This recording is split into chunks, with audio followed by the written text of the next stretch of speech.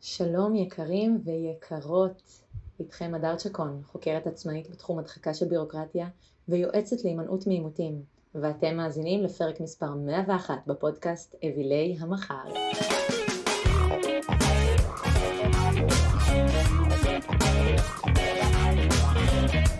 והיום אני נרגשת לארח כאן איש מיוחד מאוד עבורי, ערב רב ליובל קרשאי, דוקטור לאווירונאוטיקה של המעי הגס והדק.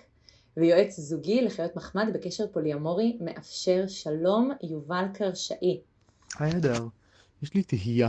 שתף אותי. ממש שמחתי לשמוע שהחלפתי אודורנט ואת עדיין מריחה כמו פלוץ. ממש שומרת על המורשת של המשפחה, זה משהו יופי טופי. כן, טוב, כולם יודעים כמה חשובה לי המורשת המשפחתית. ומה התהייה? אני חושב שאת צריכה לשקול מחדש את עניין הגומות. את פשוט צריכה לדחוס הרבה דברים לתוך הפנים שלך. כל מיני דברים. את יכולה לשים ספוג, מילוי קריות, כל מיני. חזק לתוך הלחיים, יהיו גומות. וואו, שמעתי על זה מהמחקרים האחרונים. נשמע מדהים. האמת שזכור לי שדובר אפילו על חומרים נוספים יותר זמינים. עצב, הרבה עצב שימי בלחיים. זה גם חומר לגומות. שמחה להעיד, זה חומר טוב.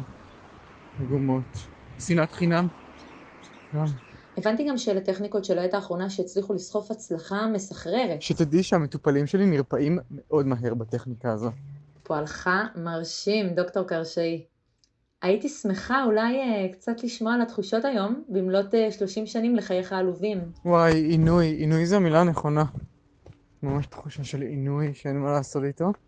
יש דברים שאולי בכל זאת ככה מחזקים אותך ברגעי הקושי, דברים שאומרים לך ונותנים כוח. מה זה משנה מה אתה סובל? תראה שאנשים באפריקה אין להם אוכל, הם שחורים, מה? הייתה שואה, אל תשכח, כולם שם סבלו יותר. אין לך מה לסבול. יאללה. כן, אני יכולה לדמיין לעצמי כמה זה מחזק דווקא ברגעי החולשה. ותעצומות הנפש שלך ניכרות בהחלט. שומע, אני לא כזה very emotional, לא יודע, זה מוזר לי קצת התגובה שלי, או החוסר תגובה שלי לדבר הזה. אתה חושב שאולי בגלגול הקודם בעצם עשית הכנה לגלגול הזה, לקשיים שהוא יביא איתו? אין לי שום תשובה לגבי השאלה הזו, שהיא שאלה מטומטמת לכל הדעות. כן. לא לדעתי, אבל נראה לי שכל מי שאחר היה שומע את זה, אם הוא לא היה קור רחום וחנון כמוני, הוא היה חושב שזו שאלה מטומטמת. אבל אני לא חושב ככה. אז אני לא יודע. אתה שום דבר מלבד רחום וחנון, זו תכונה כל כך בולטת בך. כל קבוק יוכל להבחין בה, ולו במבט עצל. את 100 באמפתיה, זהו, 100,000 באמפתיה. האם גם את מזיעה בתחת? You know me. אני מקווה שאתה לא מתכוון לבדוק, דוקטור.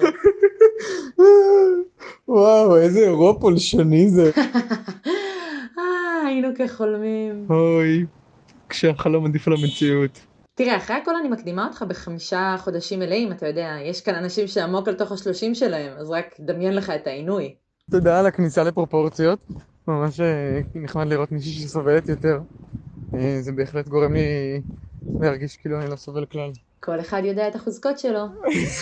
כן, אז אנחנו ככה ממש לקראת סיום של הפרק. יאללה, 4.5 שעות של אכילת רשם. לא להאמין. איך הזמן טס כשאתה רק רוצה לירוק בזנית למי שמולך על תוך ארובת העין. ואני ממש מזיע בתחת. כמוני כמוך. אז באמת אני רוצה לקחת רגע של רצינות ולהגיד לך שאתה פלא של בן אדם, כולך אור, חמלה וגזים מארבעת המינים. 30 שנים של אלה. אתה עמוק כמו באר ומצחיק כמו לוטרה. את המפגש הראשון שלנו על מדרגות בית האצ"ל איש לא ישכח, מלבד כולם, שמלבדנו. עברנו יחד תקיפת מסעיות של כוחות הרשע, התקפי בכי, התקפי צחוק, התקפי כאב, התקפי מכות בגן סאקר ידוע לשמצה מאז שביקרנו בו. כל מה שאומר לא ישנה, כי אני אומרת כל כך הרבה דברים עד שאיש לא מקשיב. מלבדך, חברי הטוב משכבר ומלאחר ולנצח הנצחים. אתה בשר מבשרי ונשם מנשמתי, ואין לך שום ברירה אחרת. שום ברירה אחרת מלהיפגש עמי שבוע דרך המרקע, לשלוח אל חלל העולם הבלי הבלים, ולהמשיך במרוצת הזמן אל עבר ימים נוספים שכאלה. חמודה שלי.